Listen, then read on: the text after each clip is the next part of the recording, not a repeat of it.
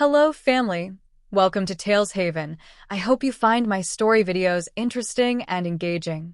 Kindly subscribe to my YouTube channel for more stories. Thank you as you do so. Sit back, relax as we dive into the story. It was 7:48 a.m. on a Thursday morning in New York City. The air was cold, sharp enough to sting the skin, and a thin layer of fog still hung low between the buildings. People rushed through the streets with coffee cups in hand, car horns echoed in the distance, and everyone looked like they had somewhere important to be. In the back seat of a sleek black SUV, Michael Harris checked his phone for the fifth time that morning. At 38, Michael was a self-made millionaire, the CEO of a successful real estate company. He wore a clean navy suit, a silver watch on his wrist, and leather shoes that looked untouched by dust. His hair was neatly styled, and his jaw was freshly shaved. Everything about him screamed wealth, control, and confidence. But that morning something changed. As his driver slowed the SUV at a red light near 14th Street, Michael looked out the window, more out of boredom than anything else. That's when he saw her. A woman. She was sitting on the cold sidewalk just outside a small closed pharmacy. Her knees were pulled up to her chest, and a dirty, torn coat hung off her shoulders like it barely belonged to her. Her hair was tangled and damp from last night's rain. Her head was down, and her hands covered her face. But what struck Michael the most was that she was crying. Not loud crying. Not begging for help. Just soft, broken sobs. Her body shook gently, as if she didn't want anyone to notice, but her pain was louder than words.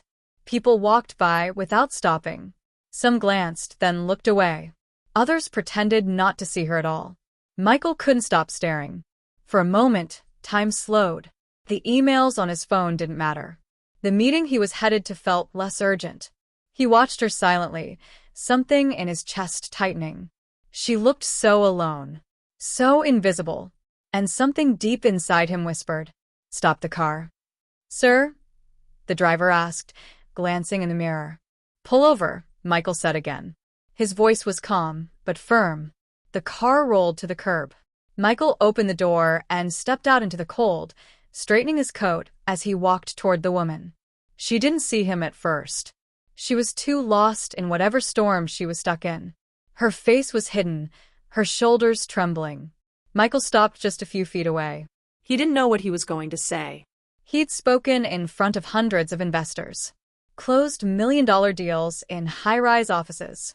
But right then, standing in front of a woman crying on the sidewalk, he felt unsure.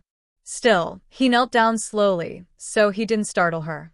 "Hey," he said gently. "Are you okay?" The woman flinched and looked up. Her eyes were red and puffy, and her cheeks were streaked with dirt and tears. She blinked like she didn't believe someone was actually speaking to her. I'm sorry," she stammered quickly, her voice hoarse. "I'll leave. I didn't mean to cause trouble. I'll go."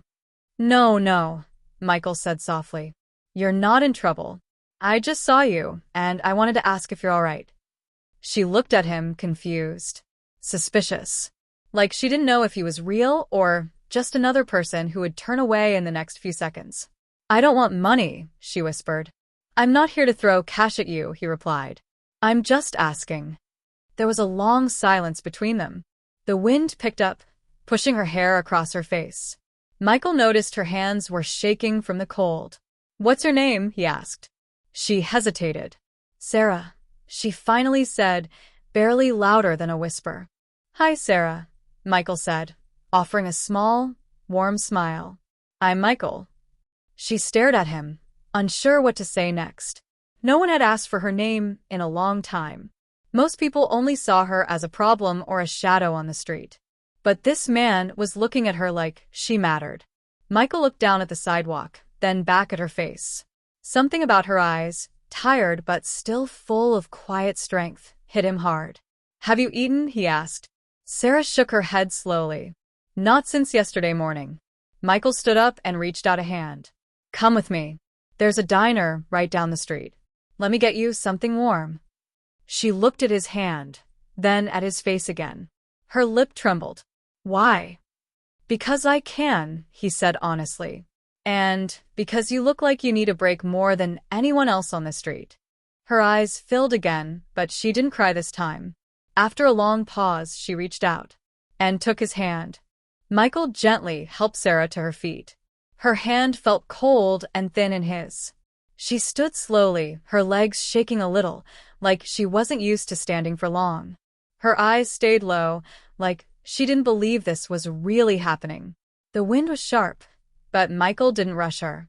He walked beside her slowly, matching her steps, careful not to overwhelm her.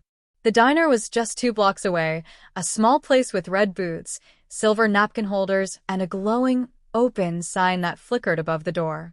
Michael had passed by it hundreds of times but never once stepped inside. Today, he opened the door for Sarah. The warm air inside hit her face, and for a moment, she just stood there, breathing it in. Her hands wrapped around herself, like she still couldn't let go of the cold. The hostess glanced up, surprised to see a man in a fine suit walking in with a woman who looked like she hadn't had a clean shower in weeks. But Michael gave her a calm, firm look, and she said nothing. "Booth in the back, please," Michael said. They sat near the window. Sarah slid in slowly, her eyes darting around the room. She looked nervous, out of place, like she thought someone might throw her out at any second. Michael noticed. "You're safe here," he said gently. "Take your time." A waitress came over with 2 menus, but Sarah didn't touch hers. She stared at the table, silent, her hands in her lap. "Order whatever you want," Michael said. "I don't have money," she said quickly. "I didn't ask you to pay." She looked at him again, really looked. There was no pity in his eyes. No judgment. Just quiet kindness. She nodded once and whispered, "Pancakes if they have them." "They do," he smiled. Michael ordered a full breakfast for her, pancakes, scrambled eggs, sausage, and orange juice. For himself, just black coffee. While they waited, he didn't speak much. He knew not to push. He let the silence settle between them like a soft blanket, not something awkward, but something gentle. After the food came, Sarah ate slowly at first. Her hands trembled as she picked up the fork. But once the taste hit her tongue, the hunger took over. She ate faster. Not like she was being rude, but like her body was remembering what it felt like to be full. Michael just watched quietly. His chest ached in a way he couldn't explain. He had eaten breakfast in 5-star hotels all over the world. But this moment, in a quiet diner, watching a broken woman find comfort in a plate of pancakes felt different. Felt real. After a while, Sarah leaned back in the booth and placed her hands in her lap. She looked full, tired, but also calmer. She spoke first. "I haven't eaten like that in months," she said. "Thank you." "You're welcome," he replied. "You don't have to say much. I just wanted you to feel human again." Her lips trembled. Her eyes filled again. "That's the part one lost," she said. "Feeling human." She looked out the window, then down at her hands. "I used to be a nurse," she said after a long pause. "At St. Luke's Hospital. Pediatrics. I loved it. I loved helping people. Especially kids." Michael leaned forward, listening closely. "My husband was a mechanic. Hard worker. Kindest man you'd ever meet. We were married for 9 years. No kids yet. We were planning to adopt." She smiled faintly at the memory, then looked down again. But 2 years ago he was driving home. A drunk driver hit him. Head on. He died before they even got him to the hospital. Her voice cracked. "I fell apart. I stopped going to work. I couldn't sleep. I couldn't smile. I didn't care anymore. Eventually, I got fired. I lost the apartment. Friends stopped calling. Tears rolled down her cheeks again. I thought I'd be strong. I thought I could make it. But grief isn't something you just walk through. Sometimes it eats you." Michael sat in silence.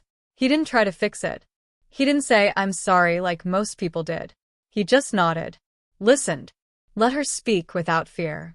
"And now," she continued, voice shaking, "I'm the woman crying on a street corner, wearing someone else's coat." She laughed bitterly, wiping her face. "What a joke, right?" Michael shook his head. "No. It's not a joke. It's life. And life is cruel sometimes. She looked up, surprised by his honesty. He leaned back and looked at her, this woman who the world had passed by without a second glance. You didn't end up there because you were weak. You ended up there because the world knocked you down, and no one reached out to pull you back up. Sarah stared at him for a long time. And then, for the first time that day, she smiled. Just a little. But it was real. I don't know why you stopped, she whispered. But thank you for stopping. Michael smiled back. I'm glad I did. There was a long silence.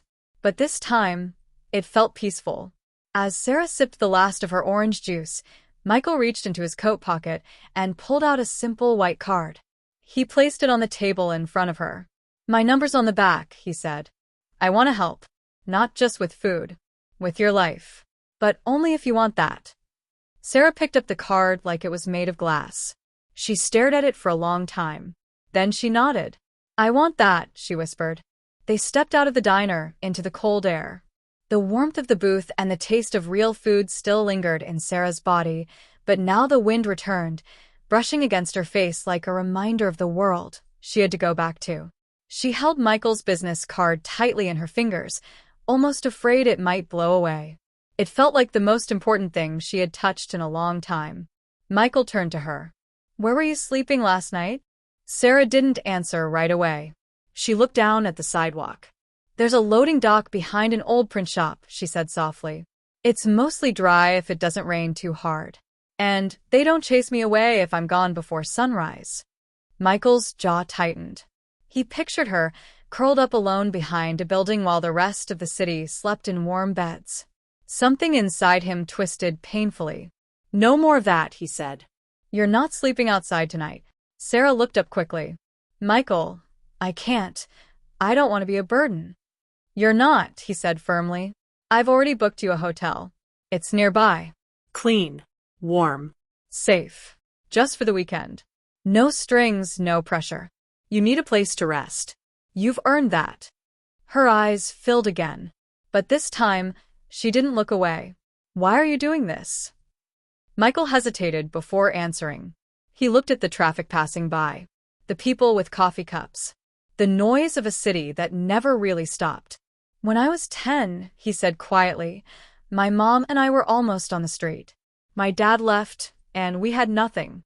One night, we had no heat, no food, and my mom was crying in the kitchen.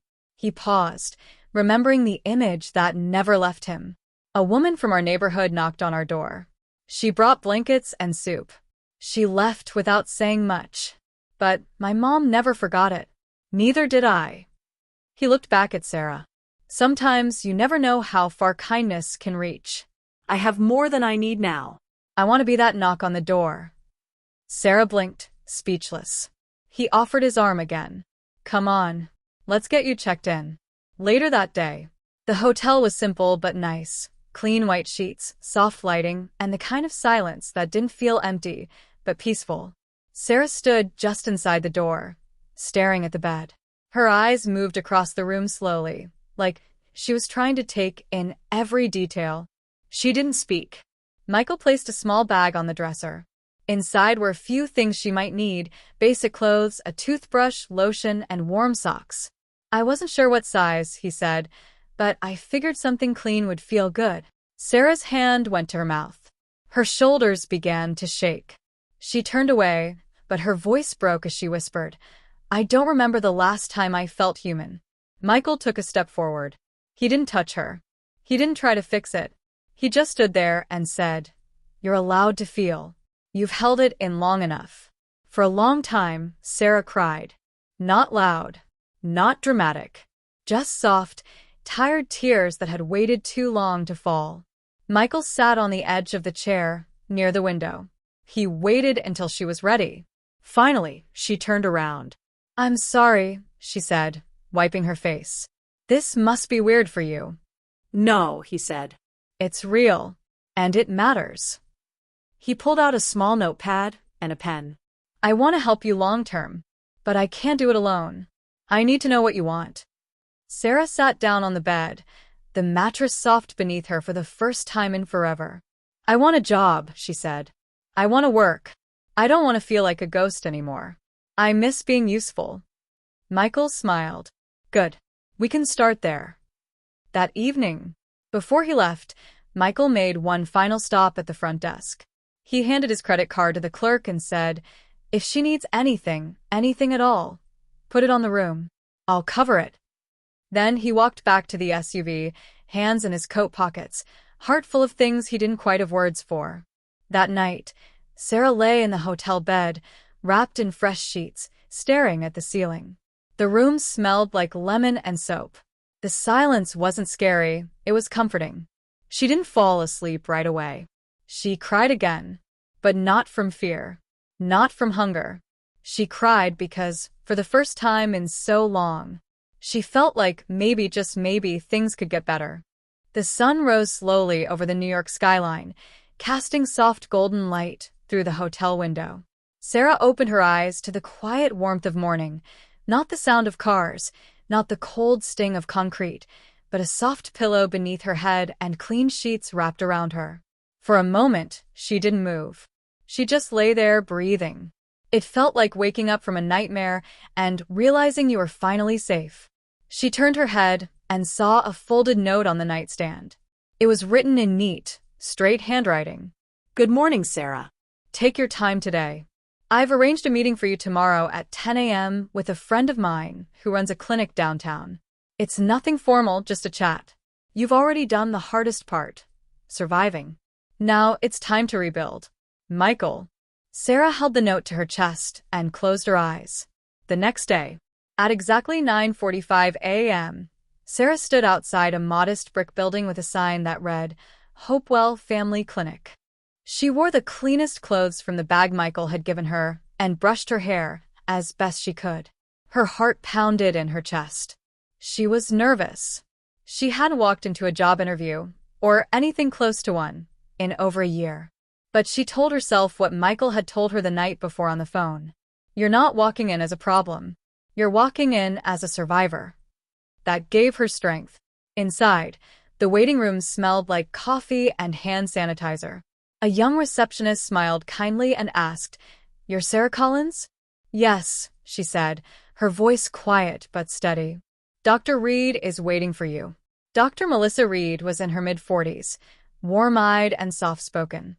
She didn't look at Sarah like she was broken. She looked at her like a person. Michael had already spoken to her about Sarah. He had donated to the clinic years ago, and they remained friends.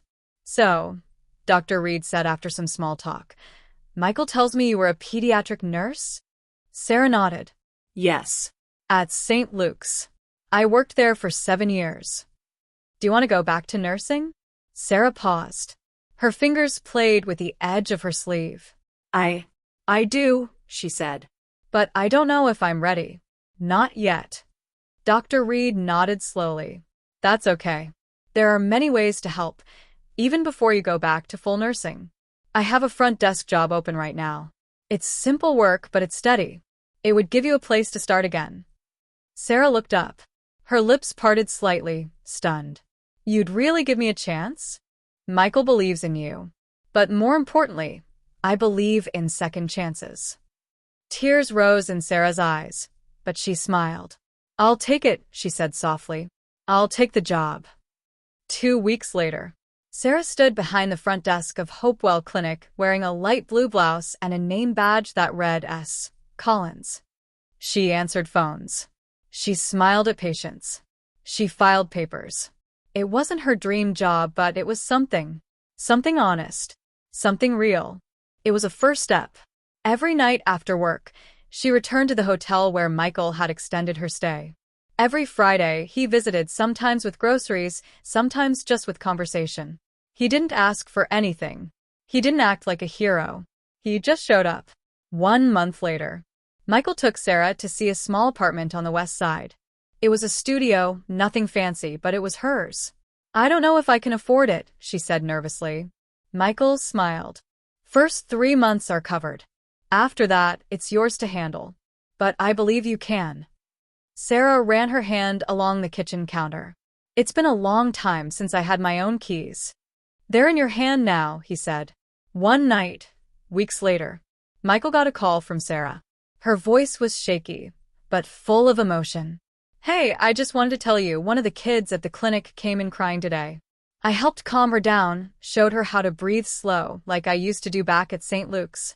Her mom hugged me afterward and said, 'Thank you, nurse.'" Michael felt something in his chest shift. "She called me nurse," Sarah whispered. And for a second, I believed it again. "You are a nurse," he said gently. "You always were." That night, Sarah stood by her apartment window, looking out at the lights of the city. Her world was still small. She still had hard days. But she wasn't on the street anymore. She wasn't invisible. She had a job, a place to sleep, a reason to wake up. She had hope. And it all started because someone saw her when no one else did. A year had passed. Sarah Collins now woke up every morning to sunlight falling across her little kitchen table, a warm cup of coffee in her hand, and a quiet peace in her chest. She still lived in the small apartment Michael had helped her move into. It wasn't fancy, but it was hers. She paid her own rent now. She bought her own groceries. She'd even started keeping a little notebook by her bed, where she wrote down one thing she was thankful for every night before sleep. Some days were still hard. The pain of losing her husband hadn't disappeared, but she had found new meaning, little by little, like pieces of light returning to a broken, stained glass window. And most importantly, she felt like herself again. At the clinic, she had become more than just a receptionist. She was a friend to the patients, a quiet helper to the nurses, a calm voice in a busy room. People started to notice her, trust her, respect her. Dr. Reed had once told her, "You have something no school can teach, kindness that comes from pain. That makes you stronger than you think." One Wednesday afternoon, the clinic was unusually quiet. Sarah had just helped a young mother fill out a form when Dr. Reed walked over to her desk with a small envelope in her hand. "This came for you," she said, placing it gently on the counter. Sarah frowned. She didn't get much mail, especially not here. The envelope was white, her name written on the front in blue ink. There was no return address. Curious, she opened it slowly. Inside was a single sheet of paper, folded carefully. She unfolded it and began to read. Her hand started to shake before she even finished the second line. "Dear Sarah, I've watched you grow this past year with quiet joy. You probably didn't notice all the ways you've changed, but I have. You smile with your eyes now. You stand taller. You laugh again. When I first saw you on that sidewalk, crying into your hands, I didn't know your name. I didn't know your story. I just knew you didn't belong there. You were never meant to be forgotten. And now, you are exactly where you're meant to be, helping others, being the light you once needed for yourself. I never wanted you to feel like you owed me anything. The truth is, helping you helped me too. You reminded me that success means nothing if you forget how to see people. You reminded me how to feel. Thank you for letting me walk with you, even just for a while. Always in your corner, Michael." Sarah didn't notice the tears until one fell onto the page. She wiped her face, smiling through it. Not a sad smile. Something softer, deeper. A smile full of love. Later, that evening, Sarah sat at her tiny kitchen table, the letter in her hands, a cup of tea growing cold beside her. She thought about where she had been 1 year ago, alone on a street corner, hungry, broken, forgotten. And now she had a home. A job. A reason to wake up. All because someone saw her, not as a problem, not as a burden, but as a person who deserved another chance. She took a deep breath, then picked up her pen. She turned the letter over and wrote 4 simple words on the back. "You saved my life." A week later, Michael walked into his office and found the letter on his desk. He opened it, and when he saw those words, he sat down slowly. He read them over and over again. Then he looked out the window. And smiled. Not the kind of smile made for business meetings or camera flashes, but the kind that comes from knowing you were part of something that mattered. Because sometimes the most powerful thing you can do in this world is see someone, really see them, and remind them that no matter how far they've fallen, they're still worth saving. That brings us to the end of this video. I hope you enjoyed it. Kindly subscribe to my YouTube channel. like, and share this video to your and loved ones. Thanks for watching.